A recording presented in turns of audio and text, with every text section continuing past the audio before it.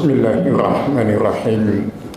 Yang kami hormati Ketua dan Pengurus DKM Ibnus Sabil, Bapak Ibu yang Allah muliakan, ikhwatal iman rahimani wa rahimakumullah, hamdan wa syukran lillah, salatan wa salaman daimaini mutalazimaini ala khairi khalqillah Muhammad ibni Abdillah sallallahu alaihi wa alihi wa sallam. Ibadallah, usikum wa iyaya nafsi bi taqwallah wa ta'ati rasulih la'allakum turhamun. Uhayyikum jami'an bi tahiyatin islamiyah. Assalamualaikum warahmatullahi wabarakatuh. Kita kultumnya nggak usah pakai durasi waktu, nggak usah pakai 5, 10, 15 menit. Namanya aja kultum. Kultum itu kepanjangan dari kuliah, terserah antum. Ceramah Ramadan itu serba salah. Kalau ceramahnya siang, menceramahi orang yang kelaparan. Kalau ceramahnya malam, yang diceramahi orang kekenyangan. Nggak masuk ilmunya itu, Pak. Tapi so must go on. Kita lanjutkan saja. Intinya begini, Bapak Ibu sekalian, menurut Bapak Ibu sekalian, apa hal yang menyakitkan dalam hidup ini? Apa hal yang paling menyakitkan menurut Bapak Ibu sekalian dalam hidup ini? Hah? Kenapa? Sakit hati. Ya. Ada sakit hati, ada hatinya yang sakit, ya. Bapak Ibu sekalian, hal yang paling menyakitkan dalam hidup ini ketika kita tidak dianggap dan diakui orang lain. Itu sakitnya luar biasa itu.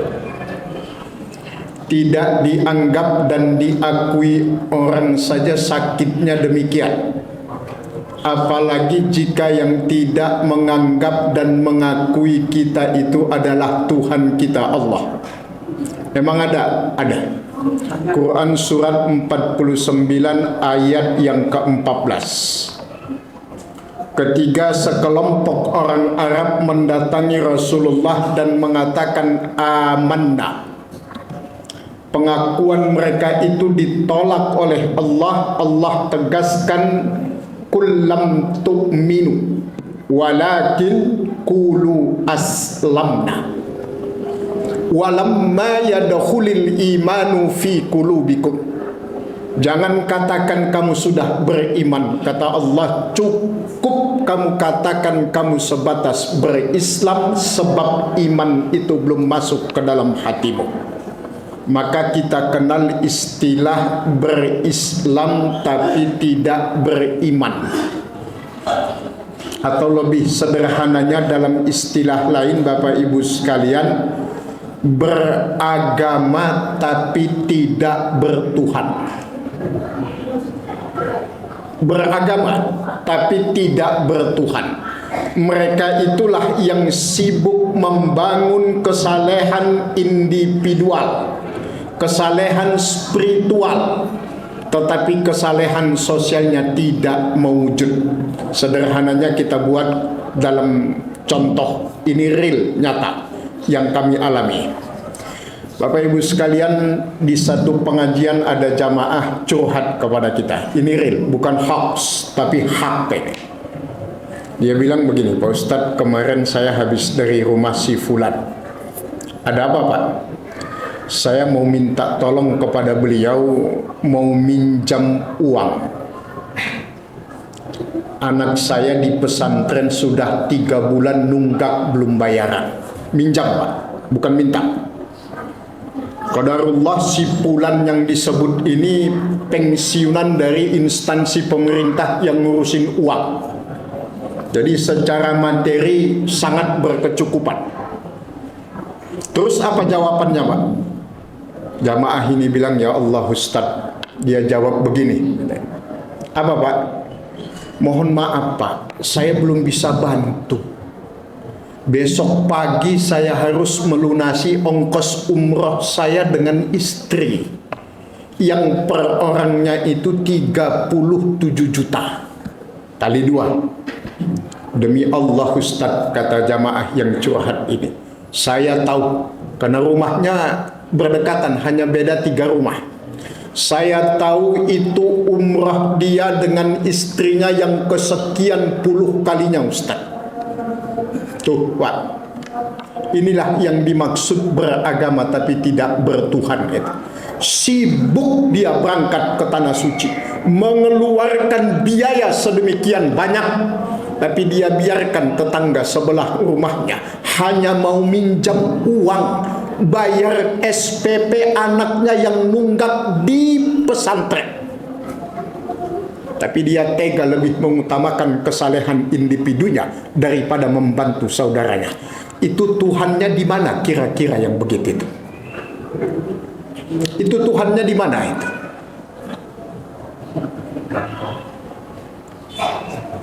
Apa cukup beragama itu demikian menurut Bapak Ibu sekalian?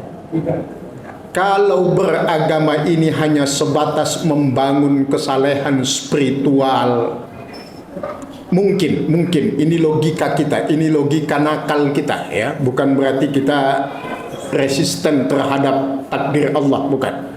Mungkin Allah nggak perlu menurunkan Nabi Adam kali ke dunia ini ya. Biarkan aja Nabi Adam di surga dengan Hawa, beranak cucu di sana, akhirnya kita nggak perlu ke dunia ini, kita tetap saja di surga Pak. Tapi karena agama ini bukan sebatas spiritual semata, maka Allah turunkan Nabi Adam dengan segala dinamikanya. Salah satu hikmah dari takdir itu, ketetapan itu adalah agar agama ini tidak hanya sebatas spiritual, tetapi bagaimana agama ini mewujud dalam kehidupan. Ini yang Allah singgung dalam Quran surat 88 Al-Ghasyiyah ayat 3 sampai 4. Apa kata Allah? Amilatun nasibah tasla naran hamiyah. Orang yang mati-matian beramal di dunia, di akhirat masuk neraka Pak.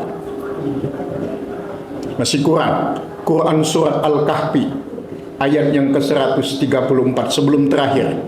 Qul hal nunabbi'ukum bil akhsarina a'mala. Maukah kau wahai Muhammad kami tunjukkan orang yang paling merugi amalnya, kata Allah. Alladzina dalla sa'yuhum fil hayatid dunya wa yahsabuna annahum yuhsinuna sun'a. Mereka yang sesat amalnya di dunia tapi mereka mengira telah melakukan kebaikan. Maksud kami menyampaikan ini Bapak Ibu sekalian, ini muhasabah Ramadan kita. Kenapa umat ini lemah, dari dulu selalu jadi objek dan sebagainya? Karena memang beginilah faktanya. Individualistik. Tidak ada kesadaran duniawi. Ya sederhananya faktanya begini sajalah Bapak Ibu sekalian, kan ada 6 agama yang diakui resmi negara ini. Coba Bapak Ibu sekalian lihat agama mana yang bangun tempat ibadah minta-minta di jalanan. Agama mana? Padahal Islamnya mayoritas. Maka ikhwatal iman yang Allah muliakan, melalui Ramadan ini kita tumbuhkan sikap bukan hanya kepedulian terhadap dunia akhirat saudara-saudara kita, tapi juga kepedulian terhadap dunia saudara-saudara kita. Kata kuncinya, berimanlah secara imaniyah, alamiyah, maliyah.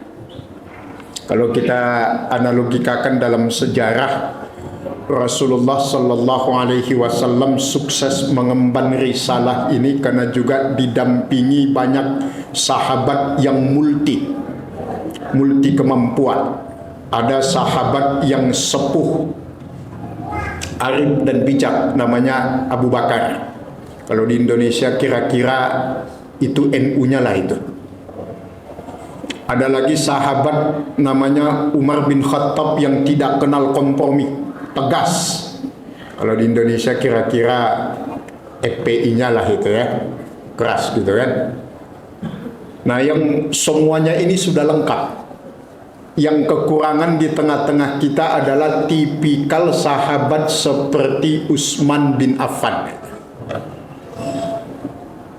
Jadi Bapak Ibu sekalian, sebenarnya apa tadi yang diprogramkan oleh DKM, kan ada santunan yatim itu nggak perlu tiap malam diumumkan. Sekali aja diumumkan kelar urusan itu. Bahkan bisa surplus kalau semuanya memiliki kepedulian yang tinggi. Nah, terakhir Bapak Ibu sekalian, sebagai bahan kultum kita malam ini, Bapak Ibu sekalian yang Allah muliakan, jujur kita akui dalam hati, sampai detik ini kita duduk di masjid ini, apakah Bapak Ibu yakin kelak akan masuk surga dengan ibadah yang kita lakukan? Kelihatannya enggak. Saya loh ya, saya pribadi saya enggak yakin Pak. Saya mudah-mudahan Bapak Ibu enggak.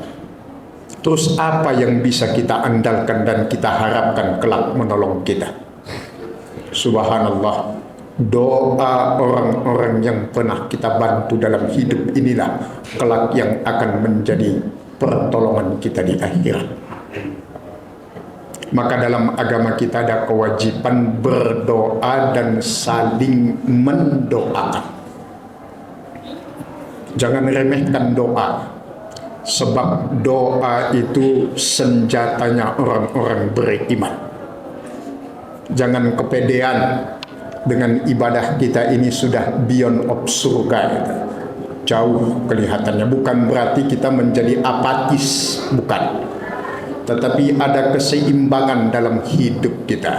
Karena pada hakikatnya kita hidup bukan sendiri, tapi hidup di tengah-tengah manusia. Yang enggak boleh itu cuma dua. Pertama, mendoakan orang mati itu enggak boleh. Itu dosa besar. Jangan pernah mendoakan orang mati. Tapi doakanlah orang untuk sehat dan panjang umur. Jangan doakan orang mati, ya Allah mudah-mudahan si fulan mati, itu nggak boleh. Dan yang kedua, orang berdoa di kubur itu nggak boleh. Berdoa di kubur itu nggak boleh. Haram hukumnya. Karena itu bentuk pembunuhan. Orang sedang berdoa kemudian dikubur, itu nggak boleh. Yang boleh itu orang berdoa diaminkan, itu boleh. Jangan dikubur, orang sedang berdoa malah dikubur. Terlalu konsen ini. Ini kalau buka puasanya di luar anggaran mungkin. Baik Bapak Ibu sekalian, ini saja Bapak Ibu sekalian, mudah-mudahan ini menjadi malam yang terbaik dan mudah-mudahan semua kita Allah takdirkan dipertemukan dengan malam kebaikan yang lebih baik dari 1000 bulan insya Allah. Mudah-mudahan kita semuanya husnul khatimah dari bulan suci Ramadan ini. Hadanallah wa iyyakum ajmain wal afu minkum. Assalamualaikum warahmatullahi wabarakatuh.